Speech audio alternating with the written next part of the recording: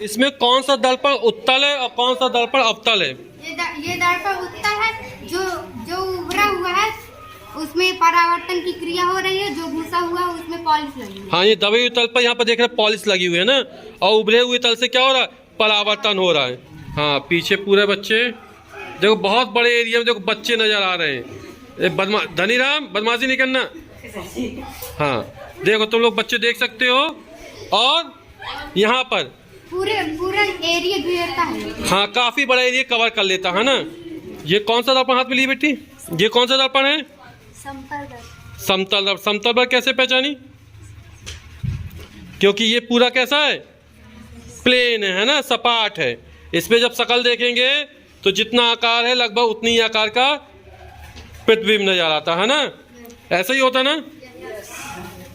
देखो बच्चे लोग,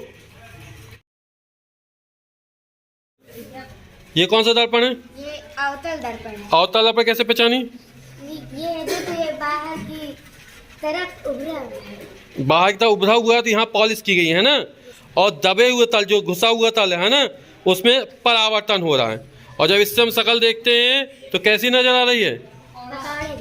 पकौड़े जैसी नजर आ रही है। नाक पकौड़ा हो इसकी है। इसमें कौन सा दर्पण उत्तल है और कौन सा दर्पण अवतल है? ये अवतल दर्पण। ये कैसे पता अवतल दर्पण है? ये उभरा हुआ तल में पॉलिश हुई है और दबा हुआ तल में परावर्तन हुआ है ना। तो ये, और शकल कैसी नजर आ रही है इसमें? जब हम देखेंगे तो क्या है?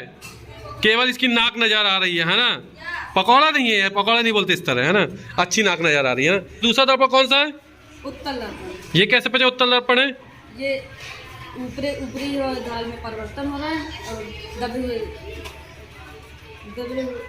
दबे तल पर पॉलिश की गई है ना।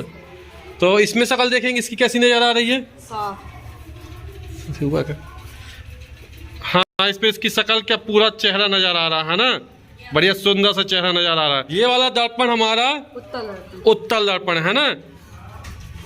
जो दर्पण होता है वो परावर्तन की प्रक्रिया का काम के लिए आता है। तो कौन सी घटना होती है? परावर्तन की घटना होती है ना। और परावर्तन किसे कहते हैं? प्रकाश की जब कोई किरण किसी पृष्ठ से टकराकर जिस माध्यम में आती उसी माध्यम वापस लौट जाए। जैसे यह बस दर्पण है ना, और प्रकाश किरण इस पे पड़ेगी तो क्या होगी? जिस माध्यम से आएगी ठीक उसी तरफ वापस कर सकते हो, रोशनी दिखा के, है ना। वापस हो सकती ना। कैसे हो सकती है उसको हम देखेंगे। तो जब प्रकाश किरण इस पर पड़ रही है तो क्या करिए? अब जिस तरफ चाहे उस तरफ उसको मोड़ सकते हैं, है ना। तो दर्पण घुमाकर, तो यहाँ पर क्या प्रकाश इसमें पड़ता है और फिर वापस लौट जाता है जिस माध्यम से आता है। एक बच्चे देखो बाहर करके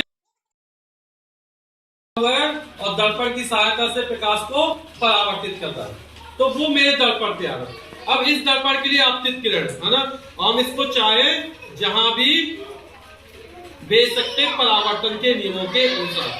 तो इस पर जब प्रकाश पड़ा तो प्रकाश जिस माध्यम से आया उसी माध्यम में वापस लौट जाता है।